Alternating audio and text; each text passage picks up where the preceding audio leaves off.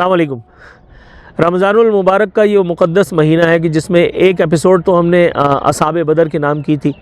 آج 18 رمضان المبارک کو جب آپ یہ ایپیسوڈ دیکھ رہے ہیں تو اب سے 2 روز بعد 2 اہم ترین مواقع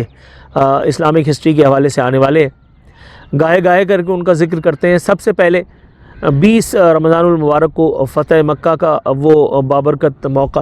جب اللہ رب العزت نے نبی مہربان حضرت محمد مصطفیٰ صلی اللہ علیہ وآلہ وسلم کی جد و جہد کو رجسٹر کرتے ہوئے باقاعدہ دنیا کے نزدیک ان کو وہ سروری اور وہ تاج دینی اعتبار کے ساتھ تو ان کے ہے ہی، دنیاوی اعتبار سے بھی عطا فرما دیا ان مکے والوں کی نظروں کے عین سامنے جنہوں نے نبی کریم صلی اللہ علیہ وآلہ وسلم پر ظلم مصائب کے آلام کے پہاڑ توڑے، جن کی وجہ سے میرے نبی نے فاقے کیے، جن کی وجہ سے انہوں نے بھوک سہی، جن کی وجہ سے انہوں نے اپنے گھر کو چھوڑا، اپنے مکان کو چھوڑا، اپنے ہر اس رشتے کو چھوڑ دیا کہ جو اس مکہ میں موجود تھا۔ مکے سے نبی مہربان کی محبت مختلف حوالوں سے مجھ تک اور آپ تک پہنچتی رہی ہے کہ نبی کریم صلی اللہ علیہ وسلم مکے کی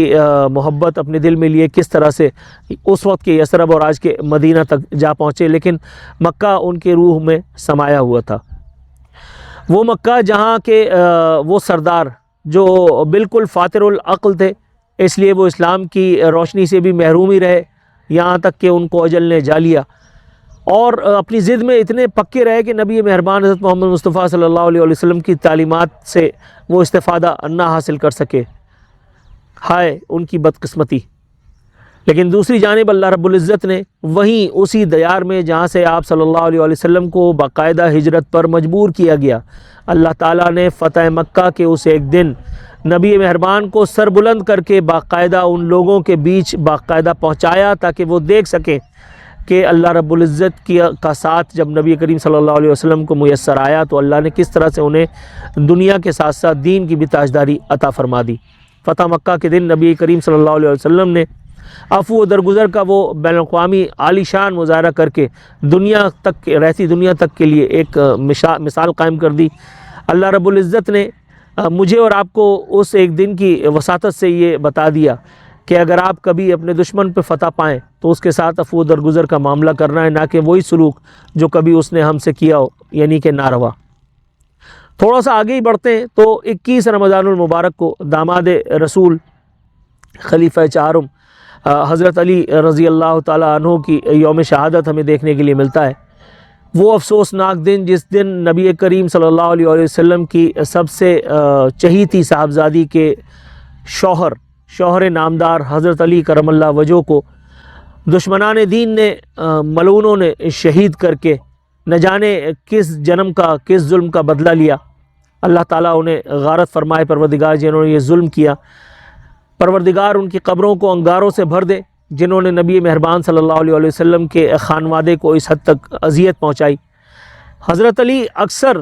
اپنے آخری ایام میں اپنی داڑھی کو دیکھ کر کے یہ کہا کرتے تھے کہ تو کب سرخ ہوگی، کیونکہ انہیں نبی کریم صلی اللہ علیہ وسلم نے ایک حدیث کی روح سے بتا دیا تھا کہ تمہاری داڑھی جب تک سرخ نہ ہوگی تم اس دنیا سے کوچ نہ کرو گے۔ آخری ایام میں حضرت علی کو جتنے مصائب کا گورننس کے حوالے سے اور ذاتی حیثیت میں بھی جتنی مسائل اور مشکلات کا سامنا کرنا پڑا، ان کو دیکھتے ہوئے حضرت علی سے مروی ہے کہ بارہا آپ نے اپنی داڑھی کو خون سے سرخ دیکھنے کی خواہش کا اظہار بھی فرمایا، اور یہ اس دور کے مسلمانوں کے ان کے ناموافق رویوں کے حوالے سے ایک سوالیہ نشان ہے۔ اس پر اس وقت بات کرنا فی الحال مقصود نہیں ہے۔ 21 رمضان المبارک کا یہ روز نبی کریم صلی اللہ علیہ وسلم کے خانوادے کے اس نمایاں ترین چراغ کو بجھانے کا ایک سبب ہے۔ جس دن دشمنان اسلام نے نبی کریم صلی اللہ علیہ وسلم کی آنکھ کے نور حضرت علی رضی اللہ تعالیٰ عنہ کو شہید کر کے دین سے دشمنی کا نہ صرف ثبوت دیا بلکہ حضرت علی رضی اللہ تعالیٰ عنہ بھی جام شہادت پی کر ان لوگوں میں سر فہرست آ گئے جن کی شجاعت اور بہادری رہتی دنیا تک مثالی بن جائے گی۔ اگر حضرت علی کے ساتھ یہ واقعہ نہ بھی پیش آتا تو بھی شجاعت میں، عظیمت میں، استقامت میں آپ کا مثالی کوئی نہ تھا۔ پروردگار عالم سے استدعا ہے کہ یا اللہ تعالیٰ ہمیں ان نامی گرامی ہستیوں کے نقش قدم پر عمل پیرا ہونے کی توفیق عطا فرمائے، اور ان کے ذکر مبارک کو جو کیا گیا اپنی بارگاہ میں قبول و منظور فرما کر کے ہمیں اس کا اجر دونوں جہانوں میں عطا فرمائے۔ اپنا خیال رکھیے گا، فی امان اللہ۔